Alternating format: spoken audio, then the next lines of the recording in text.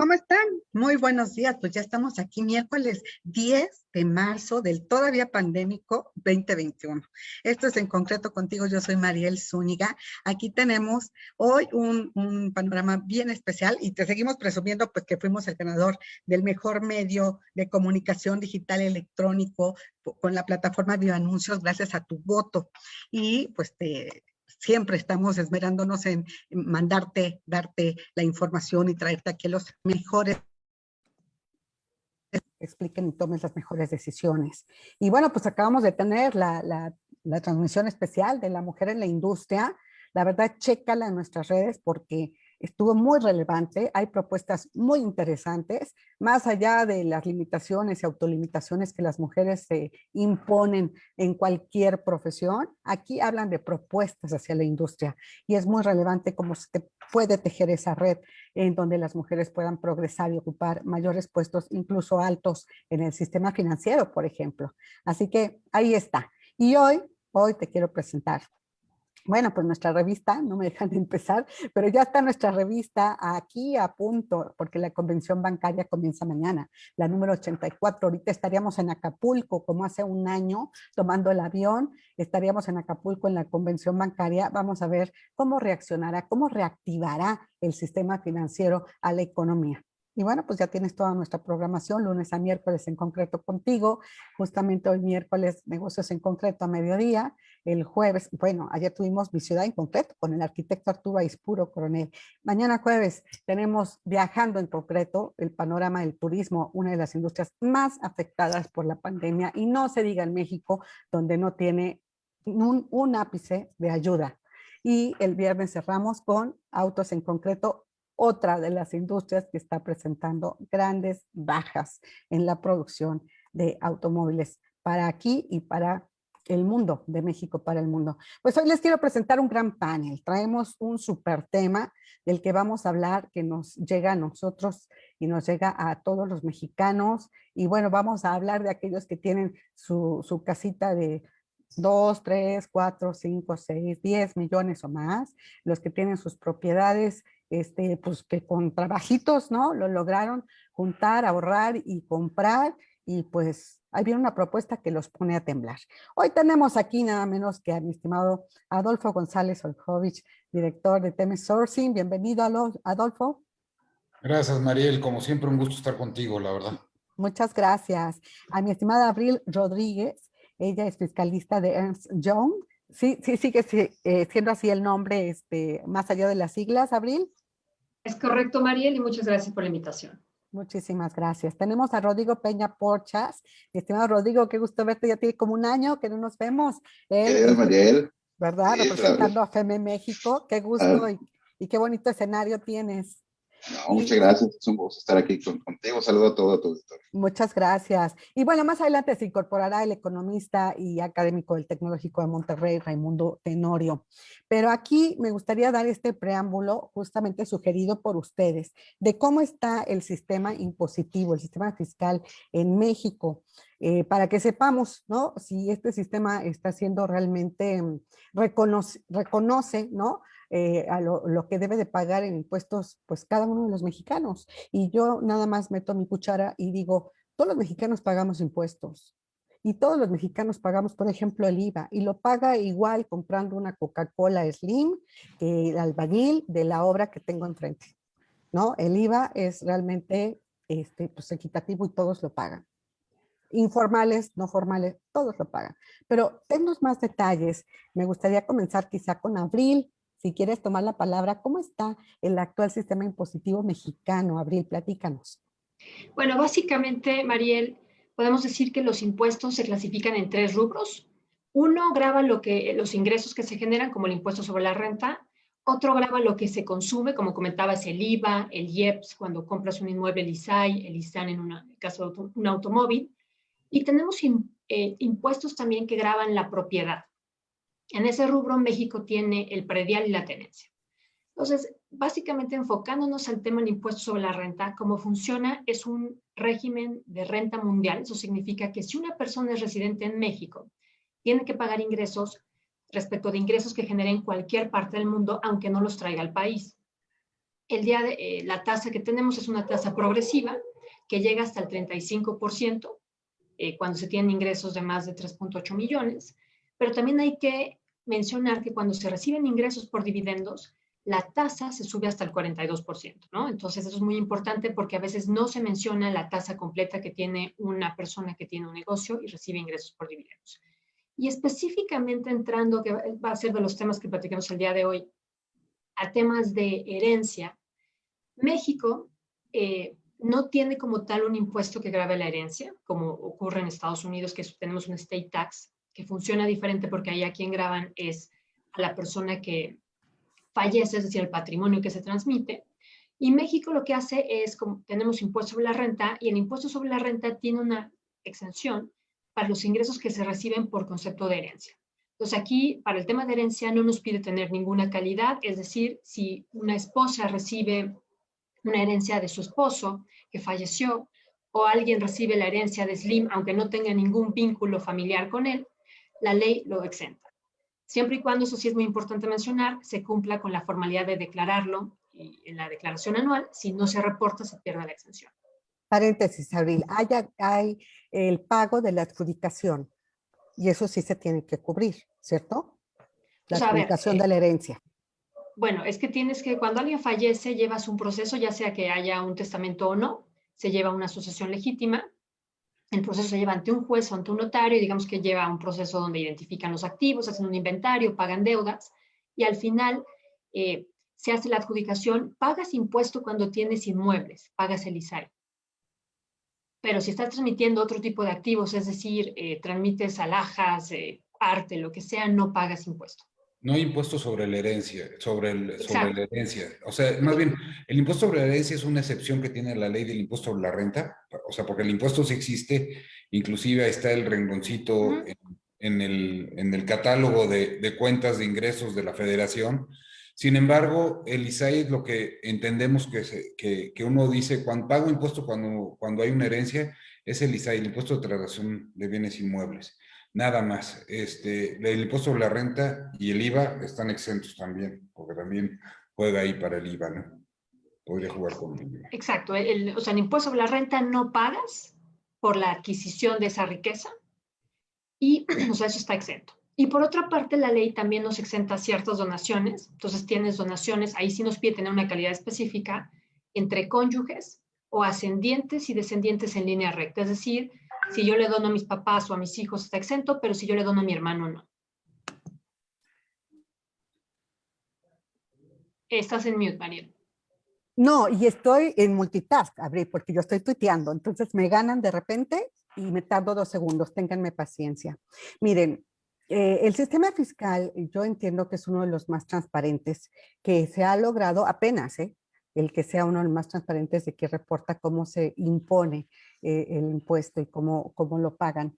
Pero tenemos algunos vacíos en otros temas fiscales, que son la distribución del presupuesto de egresos y otras cosas, pero aquí para saber cómo pagan los que tenemos que pagar, todos los mexicanos, sobre todo el ISR, porque el IVA pues, es generalizado, ya lo dijimos, pero sobre todo ese tipo de impuestos, nada más libera a los 5 más altos deciles de la población, o sea que no podemos saber cuánto paga de impuestos un Slim o un Salinas Pliego o etcétera, ¿no? Los dueños de las grandes cadenas y mineras y los más ricos de México, esos no llega, desafortunadamente no podemos saber, pero esos sí son los ricos. Esos sí son los que aparecen en Fortune, en Forbes, ¿no? En los rankings de los más ricos del mundo incluso.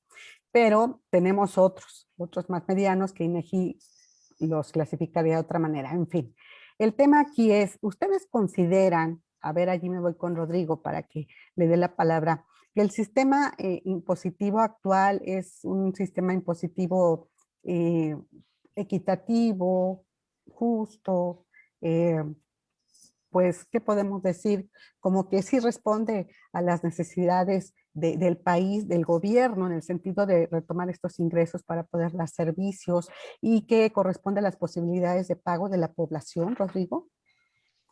Claro que sí, Mariel. Muchas gracias. Un saludo a Abril y a Adolfo también. Pues platicando un poquito del tema, ¿no? Y que lo que nos concierne en la parte en donde estamos inmersos, pues es la parte patrimonial. Y obviamente este tipo de iniciativas y de dinámicas fiscales, pues tiende a tener una afectación en el patrimonio de los contribuyentes, de los mexicanos. Hablando particularmente de la propuesta del impuesto a la riqueza, pues esto contemplaría en México pues un universo de 173,000 personas, que además no representa una cantidad mayor. Y hay que considerar que existe ya un principio constitucional, un principio de progresividad que deben tener las contribuciones en México, el cual implica que ante un mayor ingreso, mayor es el impuesto y que quien tenga fortunas en esta cuantía, pues ya pagó esa tasa máxima, es decir, ya se cumplió ese principio. Hablando de la equidad fiscal, ¿no? Que es un principio constitucional. Ahora bien, si estamos hablando del activo, tú comentaste al principio que hay patrimonios, casas, viviendas que superan estas cantidades que se está estipulando como parámetro de riqueza. ¿Qué pasaría si pues toda la riqueza, por decirlo, llamarlo de una manera, pues oscilen los activos de las personas, ¿no? De este universo de personas, ya sean los activos patrimoniales, personales o inclusive empresariales, ¿no? Que los tengan, esa riqueza oscile en acciones, inclusive podría afectar este impuesto a su capacidad productiva, ¿no? ¿Por qué? Pues al tener un problema de liquidez en México, realmente no existe la liquidez suficiente, pues podríamos caer en que las garantías o lo que se tomaría por parte de la autoridad, pues sería ese activo que posiblemente, muy posiblemente podría afectar su productividad. ¿Y eso qué va a suceder? Pues inclusive, eliminación de empleos, podría tener esa afectación, los ingresos propios de los contribuyentes. Y en el caso del universo más pequeño todavía que lo tuviera en efectivo, pues empezaríamos a ver también la desbandada de fuga de capital, ¿no? Por ese motivo. Y este impuesto, pues yo creo que hay que analizarlo, esta iniciativa de diferentes puntos de vista, ¿no? Desde el origen, que se habla de un impuesto eventual, pues ya tenemos los antecedentes aquí en México de la tenencia vehicular en el 68. En Alemania se dio este mismo impuesto a la riqueza para cuando cayó el muro de Berlín, que era para reconstruir Alemania del Este. Sin embargo, también se quedó por un periodo de tiempo prolongado. Entonces, podría ser a lo mejor una solución eventual, paliativa, por el tema de la pandemia, que es lo que plantea el gobierno federal, la iniciativa más bien, no es el gobierno federal de quien está tomando la iniciativa. Podría ser una solución eventual, pero realmente a largo plazo no vemos un principio de equidad y podría afectar el patrimonio de los mexicanos, que es lo más importante. Gracias. Bueno, Rodrigo se nos adelantó porque ya está hablando justo de esta propuesta que vamos a hablar más adelante, pero quiero regresarme tantito a la pregunta porque yo creo que Abril y Adolfo nos pueden contestar muy bien. Si este sistema tributario mexicano actual es así, como lo describió también Rodrigo, es progresivo, es eficiente, es equitativo, o sea, está adecuado para otorgarle al gobierno el tamaño de los recursos que necesita para dar los servicios que está obligado a dar, y es adecuado para las posibilidades de los mexicanos. Si quieres, déjame adelantar algunos temas. Ahí, Mariel, yo creo que el hablar de equitativo en general es bastante abrupto, ¿no? Todo tiene aristas. Yo creo que en general sí, o sea, así como los legisladores dirían, en particular hay algunos temas que habría que atender en forma particular. Creo que el sistema fiscal en México ha caminado bien, están las herramientas de fiscalización muy claras hace mucho tiempo, y creo que también el tema de la corrupción que hemos vivido, pues ha estado ahí inmersa. Tanto peca el que no paga como el que no cobra, ¿no? Y durante mucho tiempo también estuvo ahí involucrado el que no se cobraban algunas personas ciertos impuestos y tal. Entonces, creo que al igual que en otras leyes tenemos una parte subjetiva que podría mover la balanza a ser inequitativo.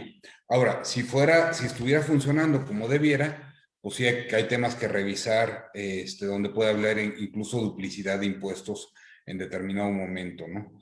Y esto pues habría que cuidarlo, ¿no? Y te pongo el ejemplo del predial en Acapulco, que es un tema, hicieron un movimiento, para mi gusto, quizás no tan afortunado, y no voy a entrar en detalle, en cómo lo van a medir ahora. Sin embargo, como muchos contribuyentes en el catastro tienen un precio de hace 2 siglos, o pues, por lo menos varias décadas, a la hora de actualizar el precio se va a volver algo completamente fuera de la realidad, ¿no? Entonces, en esa tesitura, o sea, creo que hay una buena inicio, hay una buena concordancia de ideas. Sin embargo, pues bueno, hay cosas que atender. Entonces, equitativo no sé si sea la palabra correcta. El tema de progresivo creo que sí va. Creo que también se queda corto en el tema de la progresividad, porque también hay diferentes tipos de patrimonios. El impuesto de herencia que platicaba Abril hace un rato, en Estados Unidos está fijado con una excepción hasta los 11 millones de dólares, que son 200 y tantos millones de pesos. Entonces, también hay que entender diferentes parámetros que quizás habría que revisar, ¿no? En México es bastante complejo en eso, pero yo creo que la idea del sistema y cómo están planteadas las leyes sí son equitativas y tienen bastantes ventajas, nada más hay que acercarse a buenos fiscalistas para poder tener lo mejor posible, ¿no? Perfecto. Entonces, yo diría, sí es bueno. No sé, Abril, ¿qué piensas tú? Sí, Abril, por favor. Sí, yo creo, a ver, conforme al 31, fracción cuarta de la Constitución, los impuestos tienen que ser equitativos y tiene que haber proporcionalidad. Equitativo básicamente atiende a que se trata igual a los iguales y desigual a los iguales, y proporcionalidad es que los contribuyentes paguen impuestos conforme a su capacidad, ¿no?, contributiva. Entonces, yo pensaría que es un sistema que funciona. Creo que sí, evidentemente hace falta incrementar la base de contribuyentes, porque se tienen los mismos contribuyentes cautivos y una y otra vez se graban los mismos, y creo que eso es bastante poco alentador y poco eficiente, y de hecho yo pensaría hasta desproporcional. Y un tema muy importante, sí tenemos tarifas progresivas, pero a diferencia de otros países, nosotros tenemos los brackets, y cuando tú excedes, por ejemplo, 3.8 millones, pagas el 35%. Pero en muchos países lo que se hace, se tienen las diferentes tasas y te dice, oye, tu primer millón vas a grabarlo a esta tasa, lo que exceda a otra tasa un poco mayor. Y solamente el excedente queda grabado a la tasa máxima. Aquí no tenemos una regla en ese sentido, y sí creo que es algo que debiese explorarse. Y también algo muy importante a mencionar es, cuando se hacen cambios en la ley, en todas las últimas reformas que ha habido, en las iniciativas hay una parte que se llama exposición de motivos, donde básicamente el legislador explica por qué está pidiendo el cambio a la ley o por qué habría que ajustarla, ¿no? Y siempre en esas exposiciones de motivo se hace referencia a derecho comparado. Los otros países de la OCDE hacen esto, otros países tienen estas situaciones, nosotros estamos rezagados en esto, pero siempre nos comparamos en la parte donde se trata de gravar más a los contribuyentes, pero no nos comparamos con el tema de las exenciones, con el tema de diversos beneficios, porque, por ejemplo, que ahorita comentaba Adolfo del State Tax, el State Tax únicamente aplica para residentes americanos o US citizens que tienen más de 11 millones, 12.8 por la actualización de dólares. Y tienes una regla donde si fallece el cónyuge y hereda a su otro cónyuge, ahí no tienes un impuesto que lo grave, ¿no? Hasta el momento en el que fallezcan los dos y lo pasen a las generaciones siguientes es cuando se aplica el impuesto. Entonces, por ejemplo, en la iniciativa que se presentó propuesta por el diputado de Movimiento Ciudadano, que se ha presentado 2 veces, en 2016 y 2018, no teníamos ninguna regla en ese sentido, ¿no? Entonces, ya hacen referencia en la exposición hoy en los países de la OCDE, pero cuando te volteas a ver los países de la OCDE, la mayoría de los países es un impuesto que genera una recaudación muy baja, y todos tienen tarifas preferentes cuando hay transmisiones entre familia, ¿no? Y era algo que no se estaba contemplando en la iniciativa. Entonces creo que es muy importante, si hacemos referencia al derecho comparado, que la hagamos completa y no únicamente a la parte que beneficia al fisco. Sí, muchas gracias. Podemos sacar en conclusión que en general pues es un sistema tributario eficiente, que tiene sus perfecciones, que es perfectible, ¿no? Si están de acuerdo. Pero bueno, ahora hablemos de nuestro tema que nos inquieta y que debe de inquietar a muchos mexicanos. Esta propuesta que ya estaban mencionando, que ya se tropicalizó, ¿no?, en México, de lo que Argentina propuso allá en diciembre, de lo que en Bolivia ya aplica y se le llama como el impuesto a los ricos, ¿sí? Entonces, me gustaría conocer su opinión de cómo podría llegar a aplicarse este impuesto y sobre todo lo que propone y sus impactos. ¿Quién comienza? Pues si quieres, yo pongo ahí las bases, Mariel, para dejarle a Abril y a Rodrigo algunas ideas que me parece que son sumamente importantes. Lo primero que debo decir es que tenemos estos impuestos al patrimonio, donde podría caer el impuesto de herencia, que como bien dijo Abril, pues ha estado ahí en la mesa y ha estado y sí o no, y sí o no, y creo que hay varias reglas que hay que revisar de forma muy concreta. Lo mismo le pasa a este impuesto de grandes fortunas para el tema COVID. O sea, creo que esta parte tiene que ser revisada con cuidado. No está muy claro. En Argentina han tenido sus problemas. Uno de esos problemas, y ahí dejaría a Rodrigo que vea, es cómo van a evaluar los patrimonios, porque no está evidente. O sea, al hablar de todos tus ingresos, todos tus bienes, en lugares como Suiza lo tienen muy claro, pero ahorita pues no está tan claro si tienes un cuadro colgado en la pared de un señor famoso y tu coche cuánto vale y esto, no está la forma de hacerlo claro. Entonces, si te dicen vamos a evaluar todo tu patrimonio, pues hay que preguntarse. O sea, yo no sé cuántos mexicanos tengan la certeza de tener un inventario de su patrimonio y poder evaluarlo, nada más así a título personal, sería algo interesante. Que en Estados Unidos en el State Tax funciona con pues, la lista de bienes que uno tiene. Entonces, primer tema en la mesa. Segundo tema, $1,000,000 parece mucho dinero, pero en realidad, si lo vemos en inmuebles en la Ciudad de México, hay un montón de inmuebles que valen más de $1,000,000. Si además le incluimos lo que está dentro, pues olvídate de negocios, como refería Rodrigo, también, o sea, por buena suerte en la Ciudad de México, y yo te diría en muchos lugares estamos en esto, y ahí que eso le afectaría directamente a las pymes. Si ahorita le dices una pyme a un restaurantero que su restaurante vale $1,000,000, que ponga el 2% de ese $1,000,000 en efectivo hacia Hacienda, pues quizás no va a ser tan afortunado el tema, la verdad. Y hay otro grupo que a mí me parece que es sumamente importante, que son los ejidatarios. Los ejidatarios son los mayores inversionistas en tierra en México. O sea, tienen una propiedad social que se puede convertir en una propiedad plena con ciertos procedimientos. Y yo no sé, muchos de estos ejidatarios, pues quizás tienen un valor importante en tierras, pero no tienen liquidez. Y la liquidez se convierte en un tema muy importante. Entonces sí me gustaría ver ahí en algún ejido en Sonora, en medio del desierto, que les digan que tienen que pagar el 2% de sus tierras en líquido, ¿no? Creo que ese tema sí hay que analizarlo.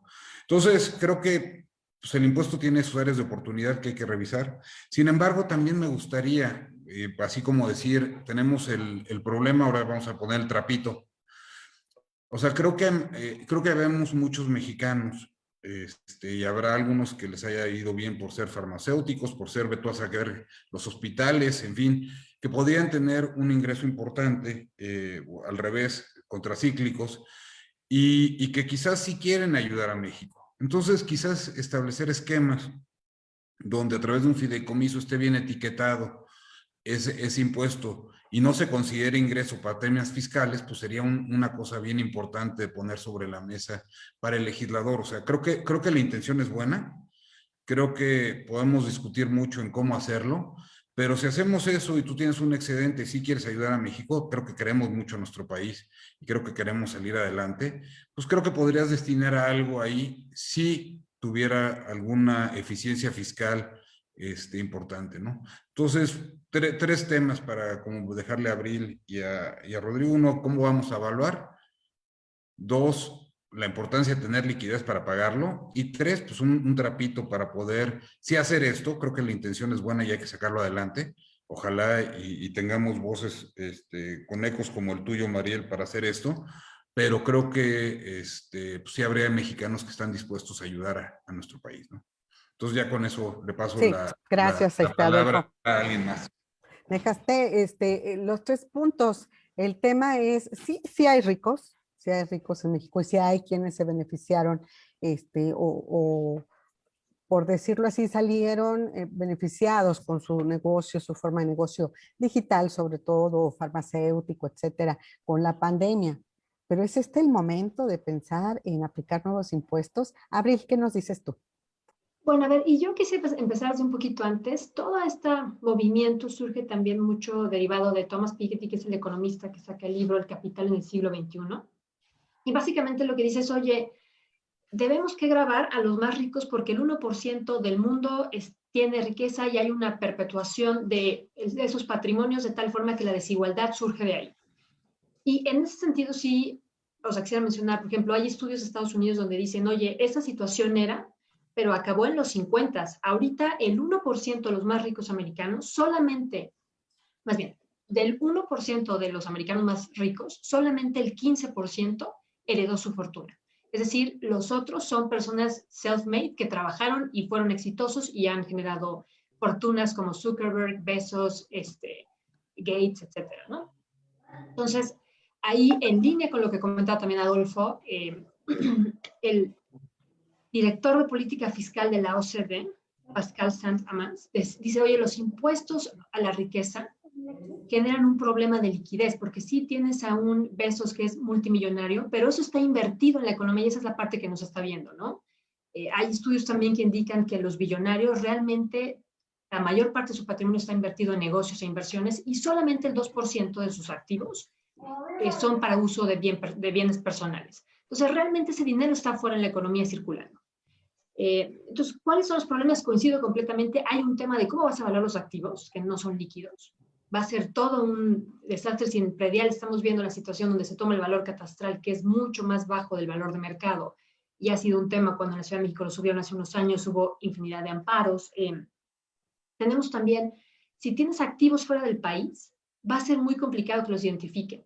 Está el tema de cuentas financieras, conforme al Common Reporting Standard de la OCDE y a FATCA, si intercambian, si Abril tiene una cuenta en Suiza, le van a decir al gobierno mexicano. ¿Pero qué pasa si Abril tiene un inmueble en Suiza o tiene un departamento en San Diego? ¿Cómo van a saber que lo tengo, no? O tengo una empresa que funciona en España. Otro problema es, como comentó ya Adolfo, el problema de liquidez. Y de hecho en Argentina ya se está viendo que muchas personas que tienen tierras, justo el ejemplo que comentabas, están en el predicamento de tienen que vender para poder pagar el impuesto, ¿no? También se va a presentar una situación de evasión, siempre hay lagunas y se va a ver por dónde se le puede dar la vuelta. El tema del riesgo de perder personas residentes en el país. En Francia derogaron en 2017 el impuesto al patrimonio, justamente por eso, porque muchísimos franceses se fueron a vivir a otra parte donde no tenían impuestos de esta naturaleza, ¿no? Entonces, esa parte es muy importante y, por ejemplo, algo que resalta el impuesto del aporte solidario de Argentina y que ha sido muy criticado es que es un impuesto que grava el patrimonio bruto.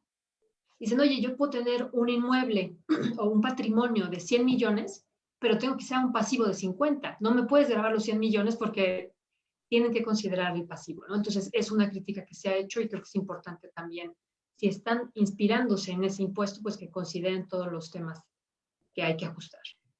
Sí, Rodrigo, yo por eso regreso a la pregunta, ¿es este el momento?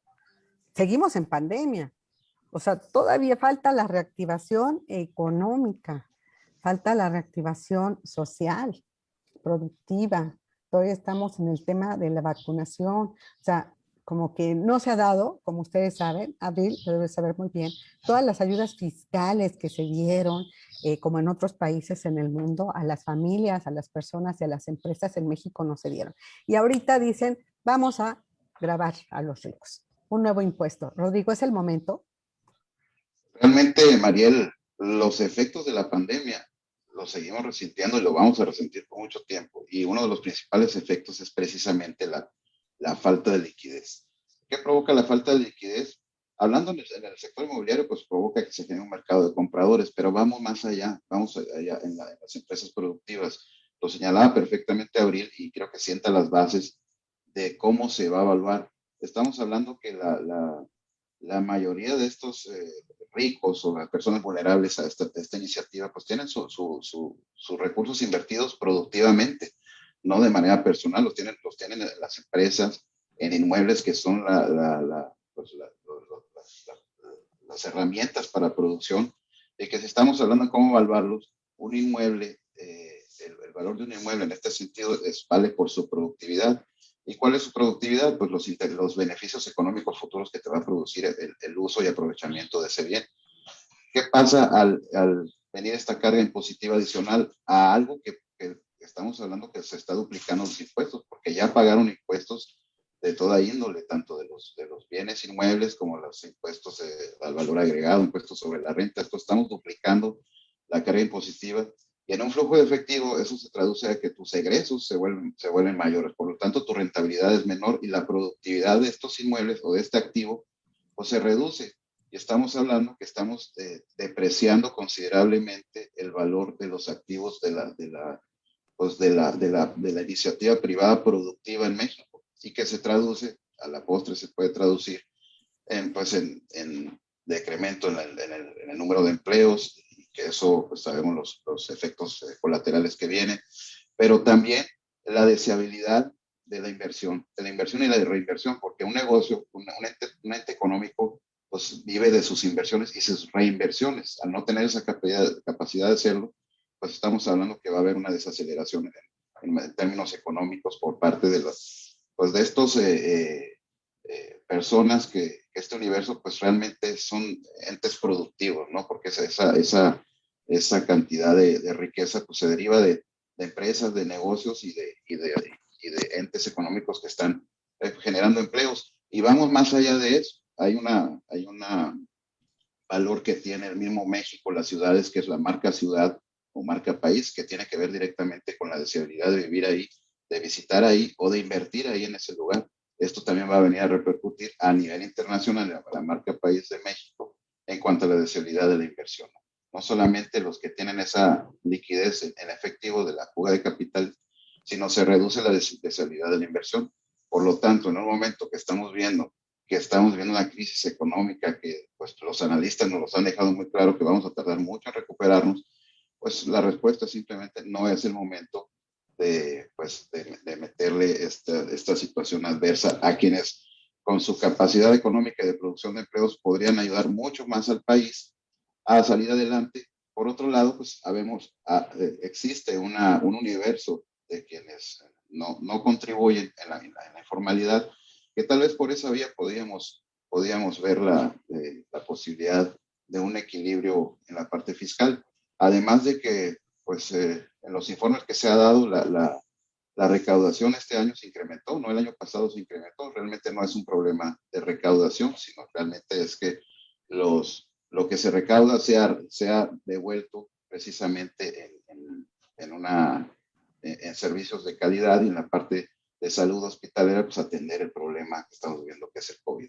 Yo siento que pues, sería en la parte del valor de estos activos, pues tendría una depreciación muy, muy importante, además del valor mismo, de su productividad, y su productividad pues se traduce en una pérdida del potencial económico y de generación de empleos y de aportación al Producto Interno Bruto del país.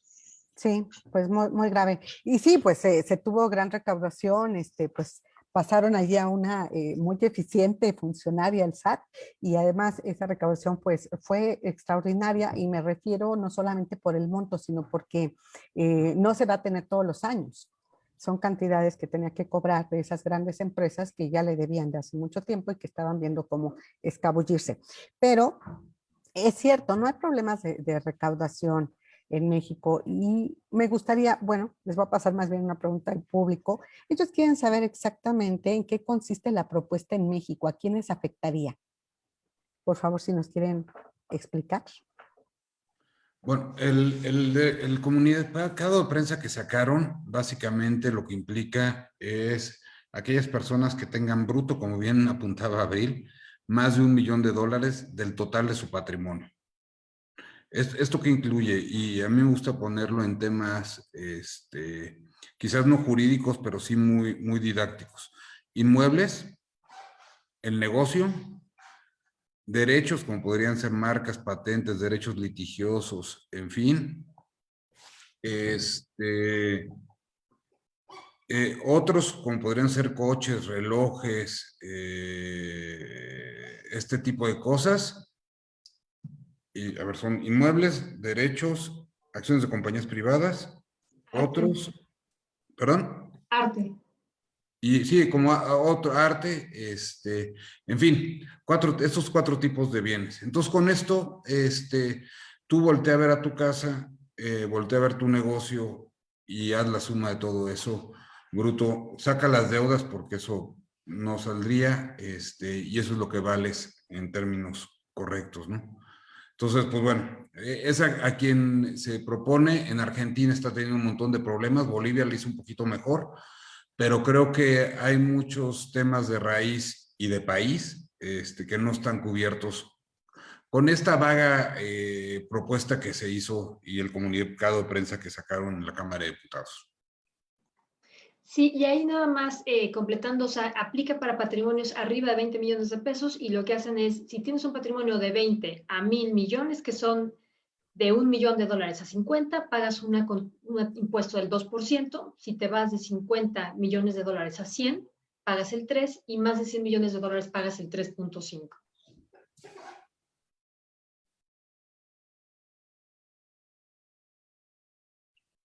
Ahora, están preguntando, pues justamente esto que ya estaba explicando un poco Rodrigo, dice, ¿cómo afecta el supuesto impuesto para ricos a los trabajadores? ¿Podría generarse más desempleo por un impuesto para los grandes empresarios? ¿Es un nuevo impuesto que desalentará las inversiones extranjeras? Pues no solo las extranjeras, ¿verdad? ¿Quién quiere contestar alguna de estas 3 preguntas? Pues o sea, yo creo que los empleos, o sea, si tú tienes a alguien que ya no tiene liquidez para contratar y le quitas liquidez, pues los empleos directamente se van a ver afectados, ¿no? O sea, no hay nada que decir ahí al respecto. Yo creo que sí, es una barrera de entrada a que se genere la productividad de ciertos patrimonios, la verdad. O sea, de esos patrimonios, de tenerlos parados a tenerlos produciendo, pues creo que es un tema bien importante. Los activos improductivos no generan empleos, los activos productivos generan empleos, ya sea directamente o indirectamente, pero pues por ahí hay que buscarle, ¿no? Básicamente. Y también, o sea, Gabriel. definitivamente desincentivas la economía, pegas por el tema de liquidez, desincentivas el que la gente empiece a buscar generar más riqueza porque te la graban por todas partes. Algo que me ha tocado ver con muchos clientes es, oye, si muchos países están poniendo impuestos de esta naturaleza, pero te ofrecen muchas cosas. Entonces me voy a vivir a otro país donde a lo mejor pago impuestos, pero no tengo que gastar en educación, ni en salud, ni en infinidad de otros temas, ¿no? Entonces también el tema de qué se está exigiendo y lo que se da de regreso a las personas, a lo que se tiene que tomar en cuenta. Rodrigo, ¿algo más? Tú ya lo comentabas, justamente hablabas de el desincentivo al empleo, a la inversión, etcétera. Sí, así es realmente, en términos coloquiales, es pues crear elefantes blancos, ¿no? Que a la postre pues van a tender a fallecer, y que realmente pues ese elefante blanco estamos hablando de los motores de la economía de la iniciativa privada, que sí, pues, sí, se concentran en estas empresarios, y que pues sobre todo con lo que comentaba Abril, ¿no? Si estamos hablando de algo bruto y no neto, pues se vuelve mucho más peligroso, pues, porque si ponemos un balance general en cuanto a los egresos, ingresos, y el activo y el pasivo, pues realmente se vuelve muy complicado, como decía Adolfo al principio, cómo vamos a evaluar en general todo eso, porque si ponemos en un flujo de efectivo, pues no podemos hacer proyecciones a corto plazo y esos análisis a corto plazo, entonces no terminaríamos nunca de determinar realmente el punto de equilibrio para estos contribuyentes. Realmente lo veo muy complicado, además de que pues hay un tema de Estado de Derecho que debe de prevalecer, y hablando en eso, pues es el reconocimiento de esas utilidades o esas riquezas que ya pagaron impuestos previos, ¿no? Que lo menciona el artículo 14 constitucional, donde habla de la retroactividad de las leyes. Es decir, se debe de analizar por muchas aristas, no quiere decir que sea algo totalmente negativo, pero pues bien aplicado como todo, y también ver la parte del balance y el equilibrio entre los ingresos y egresos del Estado y aplicados de mejor manera. Y los Ok. incentivos, porque pues, estábamos hablando al principio de la pandemia que el empresariado pedía incentivos fiscales para poder sobrevivir, y ahora pues, resulta que es todo lo contrario, ¿no? No hubo ni incentivos fiscales, Eso. y por otro lado viene pues este impuesto o esta tasa impositiva nueva para los que sí están produciendo economía. Bueno, hay que ver si viene. Yo quiero leerles algo que consulté con el economista y académico Raimundo Tenorio, que no se ha podido sumar aquí porque su hijo tuvo un accidente en la escuela. Pero Raimundo Tenorio me comentó esto, quiero leérselos. Lo que diseñan algunos países en algún momento ocurrió en México, refiriéndose a este impuesto para los ricos. Se diseñó, por ejemplo, un impuesto de lujo en donde aparte del IVA se pagaba un impuesto del 20% si comprabas joyas, si comprabas un automóvil de lujo, si comprabas un abrigo de mink. Evidentemente un impuesto que solo podían pagar los ricos. Entonces los impuestos para el consumo de los ricos siempre ha existido, al consumo de los ricos, pero cuando quieres poner un impuesto al ingreso de los ricos, lo que conocemos como el impuesto sobre la renta, más alto de lo que puede ser una condición de atracción, de que permanezca el dinero en esos ricos en el país, te arriesgas a que ese dinero en efectivo o ahorrado o en empresas que va a producir ingresos, utilidades o beneficios, se vaya de tu país. En ese sentido, pues yo creo que coinciden con lo que ustedes están comentando, ¿verdad? Bueno, pues me gustaría ir cerrando, ¿no?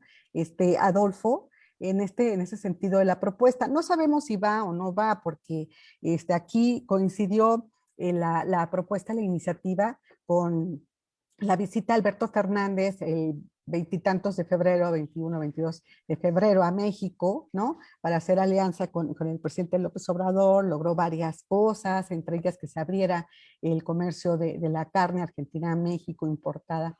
Esto tras 25 años de pugnar por ello, entre otras cosas. Y ya nos iremos enterando porque también en septiembre vuelven a reunirse consejeros de comercio de ambos países. Pero coincide esto con la propuesta que hace Alfonso Ramírez Cuellar.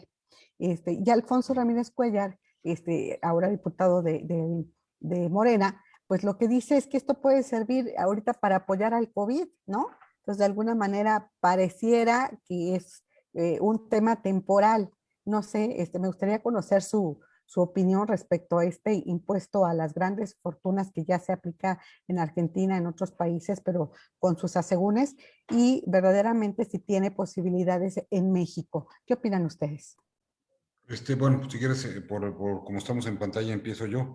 Yo creo que el impuesto me parece muy, muy atrevido, como o sea, le puede matar muchos temas de la economía, sí. Sin embargo, aplaudo el objetivo, que es ayudar a México por el tema de COVID.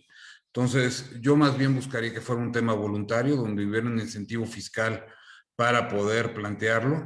Como tú sabes, me gustan mucho los fideicomisos y han funcionado los fideicomisos en este aspecto para poder ayudar a los mexicanos. Que tuvieran, el fiduciario se puede encargar de que la etiqueta de esos gastos estén conforme a lo que pues considera el legislador pertinente y la Secretaría de Hacienda, y esto ayudaría, sobre todo si no se considerara ingreso, a que muchas personas destinaran algo de sus excedentes a esto, ¿no? Y ahí apunto voluntariamente el que puede, ¿no? Y yo creo que sí habría incluso un éxito mayor al que se ha tenido con impuestos de herencia y esto, porque efectivamente sí queremos a México, ¿no? Y hay muchos empresarios que sí quieren a México, y si el mercado se seca, pues ni empresarios ni nada, ¿no? Entonces, mejor ayudar a que sí tengamos un México como el de antes. Muy bien. Y Abril, por favor. me refiero económicamente, ¿no? Sí, Sí, bueno, a ver, gracias. o sea, por ejemplo, el estate tax cuando surge en Estados Unidos en 1916, Mm, lo establecieron como una contribución únicamente para sufragar los gastos de la Primera Guerra Mundial y ujú, se quedó. Entonces, el exacto. problema que tienes es que se puede decir ahorita es un tema justificado por esta situación de emergencia que vivimos y nada, como comentaba Rodrigo, lo mismo pasó con la tenencia para pagar los Juegos Olímpicos, o sea, como que hay eventos que pueden de alguna forma justificar una necesidad adicional de recursos, pero si se ve que es un impuesto que recauda y se necesita dinero, pues ¿por qué lo quitaría? ¿No? Sí. Entonces, ese es un tema que preocupa. Regreso al tema de residencia fiscal. Desgraciadamente, muchas personas están con patrimonios relevantes, están dejando el país por diferentes motivos, y esta es una invitación más, una razón más. Creo que es algo bastante desafortunado considerando la situación que vivimos actualmente, y más que se llevan su dinero, ¿no? Entonces, estamos perdiendo empleo, estamos perdiendo inversión, estamos perdiendo el tema de Estado de Derecho, competitividad. Entonces, habría que explorar esos temas. Coincido con Adolfo que hay formas de ayudar. Yo pensaría que también algo que se puede considerar para efecto de buscar donaciones de las empresas o de particulares es, nosotros tenemos un tope de cuánto es lo que puedes deducir anualmente de donativos deducibles, siempre cuando se otorgan al Estado, a diferentes, y ahí pues ver el hecho de que a lo mejor a fundaciones que estén ayudando a gente en temas de COVID, al Estado se quite temporalmente por lo que hace este año ese tope, para que quien quiera hacer donaciones pues no tenga ese castigo y pueda tomar una deducción, ¿no? Y algo muy importante es, luego se maneja de, oye, ¿se hace únicamente con un afán de ahorrarse impuestos? No, en realidad no, porque yo me ahorro el 30% de lo que estoy dando. Es decir, gasto 10 pesos para ahorrarme 3. Entonces tampoco es una planeación fiscal que resulte económicamente viable, ¿no? O sea, no va por Claro, ahí. claro, claro. Rodrigo, muchas gracias, Abril. Gracias, María, ¿no? Coincido totalmente con Adolfo, con Abril. Y mi conclusión, además de que sí, viendo desde el punto de vista de necesidad de la contingencia de querer a México, pues debe existir una balanza equilibrada entre lo que se cobra a la población y lo que se da de regreso. Si se pierde equilibrio, pues hay evasión de un lado de los ingresos y corrupción del lado de los egresos. Cualquier intento de cualquier situación como esta, ¿no? De apretar el gasto, de tener un impuesto adicional, pues genera descontento social, ¿no? Y esto, pues hay que tener cuidado también, retomando lo del impuesto solidario y eventual, pues de etiquetarlo realmente para efectos de lo que se está pidiendo, ¿no? Que es la contingencia, porque posteriormente lo etiquetas para programas sociales que después se te vuelve imposible de eliminar ese impuesto, ¿no? Y te metes en una falta de orden fiscal, de orden financiero.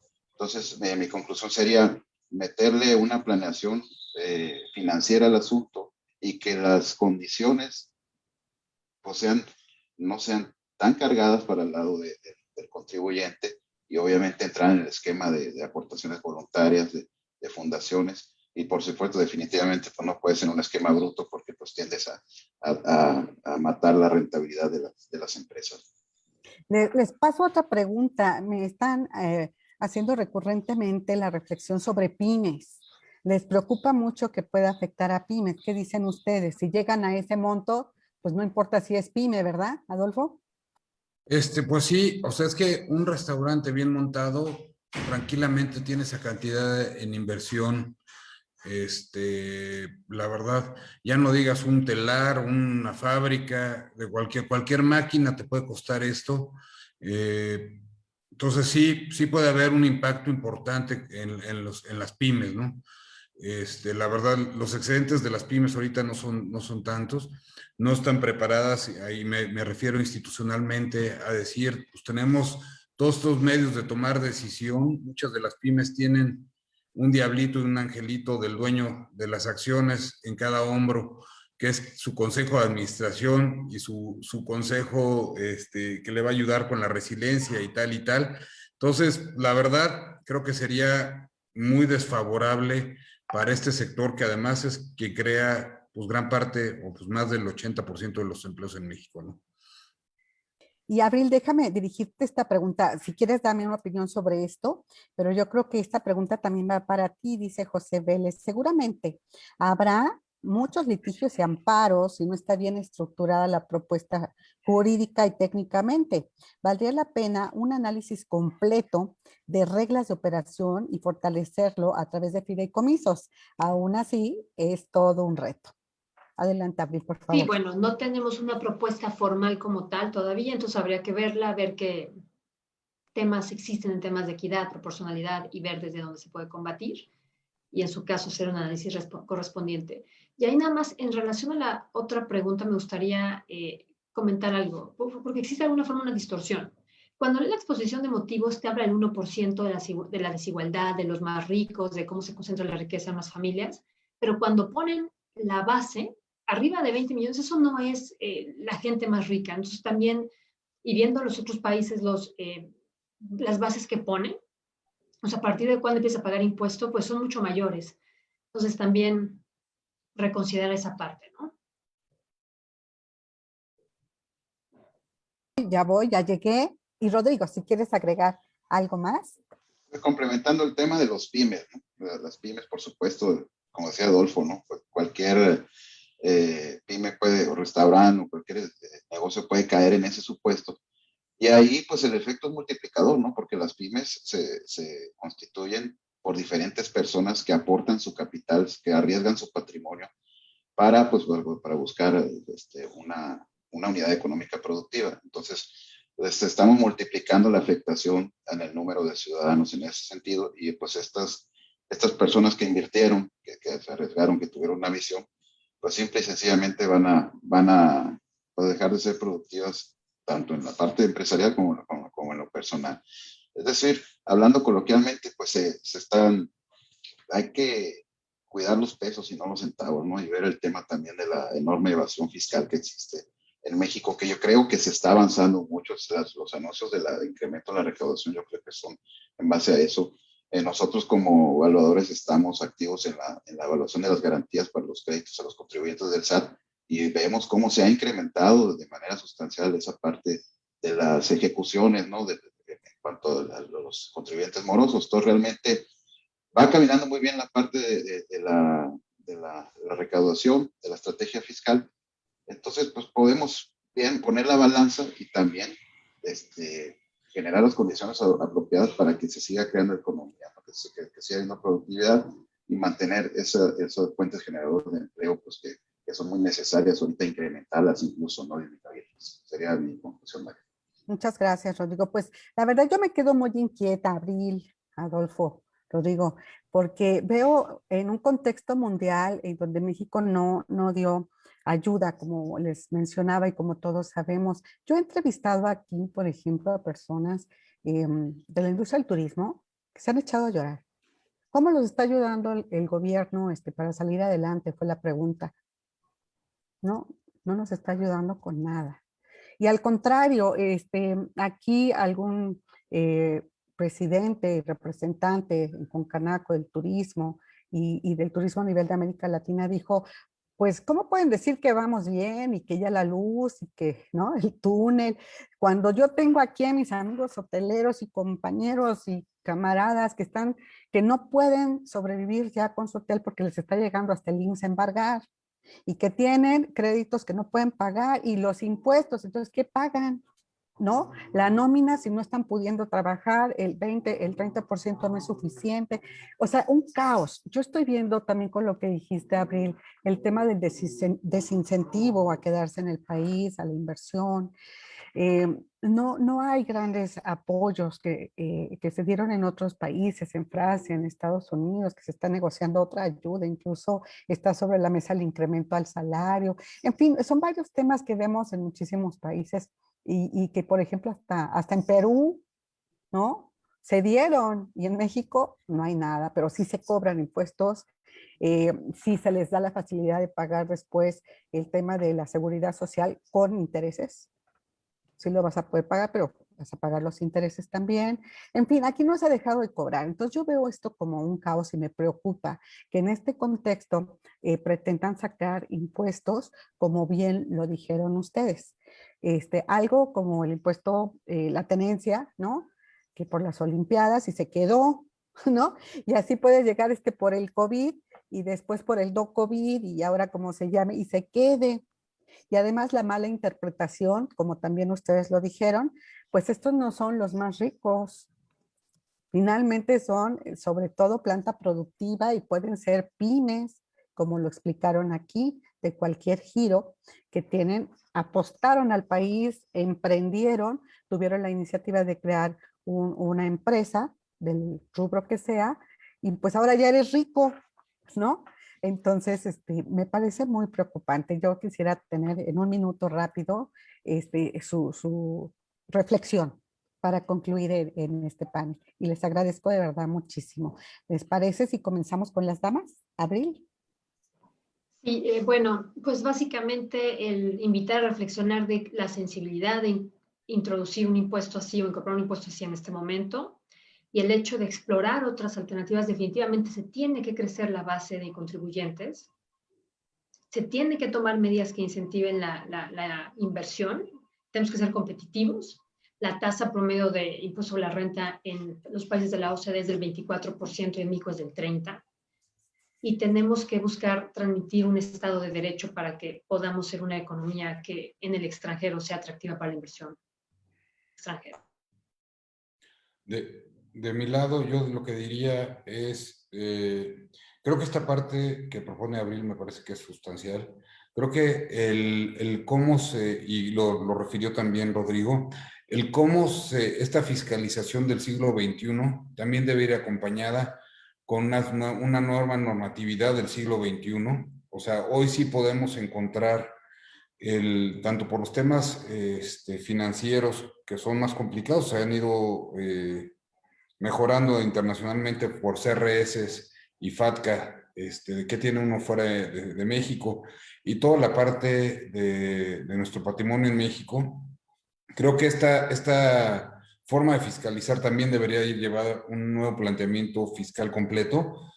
La verdad, tenemos reglas del siglo pasado fiscales que yo creo que pueden mejorarse, y ahí también ver quién quiere ayudar o no quiere ayudar a ciertas cosas como esto, que puede, ¿no? Quiere y puede, que tenga las ventajas fiscales y las deducciones o el que no se considere ingresos para temas impositivos para las emergencias. Creo que eso sería una gran lección, la verdad, y además seríamos punta de lanza a nivel internacional. Muchas gracias. Esta reforma tributaria que no se ha logrado, ¿no? Puras misceláneas. Bueno, Rodrigo, adelante, Gracias, María. gracias. Pues lo dijeron magníficamente bien Abril y Adolfo, todos los componentes de la ecuación que debe de llevar. Yo concluiría y complementaría nada más con que este tema es muy rico de análisis que ameritan algo de tiempo y profundidad. Esta propuesta de impuestos que estamos analizando sus posibles efectos, ¿no? Que no sabemos cómo viene estructurada, pero la esencia y la idea, y como tenemos antecedentes en otras partes de nuestros países.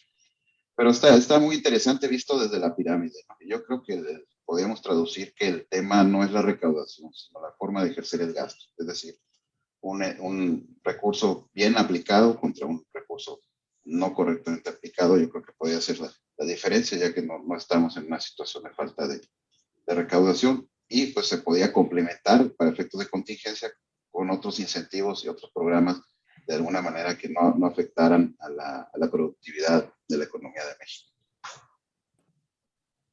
Y al ambiente, como lo dijo, lo puntualizó muy bien Abril, al ambiente de certidumbre, ¿no? Donde ya las empresas están exigiendo el respeto al marco de derecho, la certidumbre jurídica, etcétera, pues no agregar estas señales. Fíjense que yo voy a cometer una indiscreción, pero estuve a finales de año en una conferencia de prensa y el presidente del consejo de un banco español aquí en México dijo: sería muy bueno que los mensajes que se dan desde las mañaneras y desde todas estas plataformas y demás se dieran de otra manera, de otra forma, para que generen certidumbre. Se está generando incertidumbre de la manera en que se dan muchos mensajes y sería muy importante para empezar darlos correctamente y sentarse bien a la mesa entre los diferentes actores para que puedan llegar a soluciones. Vamos a ver aquí cómo avanza esto. Ustedes y yo, si les parece, pues hagamos una nueva cita para ver cómo avanza, si progresa esto, al menos no tiene una propuesta de preferente, ¿no? Como la iniciativa eléctrica, entonces por lo menos se tiene que discutir un poquito más. Vamos a checar cómo se va discutiendo, si se queda allí atorada o se avanza, y nos volvemos a ver aquí, ¿no? En cosa menos de un mes, que veamos cuál es el avance, si ustedes tienen tiempo y disposición. ¿Cómo ven? Encantados. De mi lado, encantados. Igualmente, Muchísimas encantado, gracias. a la orden, será un gusto estar otra vez en tu programa. Seguro. Muchísimas gracias. Qué gusto tratar con ustedes que desde su trinchera saben muy bien de lo que se trata y sobre todo de la trascendencia de que se pueda aplicar en este momento, pues esto que suena como ocurrencia, ¿no? De repente.